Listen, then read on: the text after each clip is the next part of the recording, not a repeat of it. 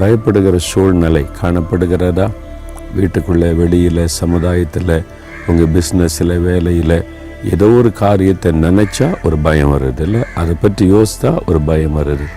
பயப்படுகிற சூழ்நிலை. ஆண்டவர் சொல்கிறாரு, என் மகனே நீ பயப்படாத, என் மகளே நீ பயப்படாத, ஏன்னா நான் உனக்கு கேடகமாக இருக்கிறேன், உனக்கு மகா பெரிய பலனாக இருக்கிறேன், எந்த தீமையும் உன்னை தொட முடியாது, நான் உன்னை மறைத்து கொண்டிருக்கிற கேடகம், பயப்படாத, உனக்கு மகா பெரிய பலன். நான் என்ன கஷ்டப்பட்டு பிரயாசப்பட்டு உண்மையாக உழைச்சி பாடுபட்டா என்ன ஒரு பலனை காண முடியலன்னு நினைக்கிறீங்களா? ஆண்டவர் உங்களுக்கு நிறைவான பலன் தருவார். அதனால் பயப்படாதுங்கன்னு சொல்லுகிறார்.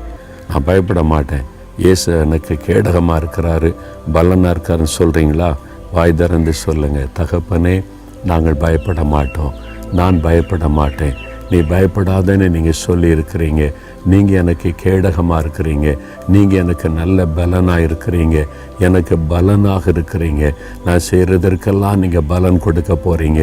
எந்த ஆபத்துகளும் சத்துருடைய கிரியைகளும் கொள்ள நோய்களும் பிசாசின் கிரியைகளும் என்னை தொடாதபடி என்னை கேடகமாக இருந்து பாதுகாக்கிற தேவனாக இருக்கிறீங்க.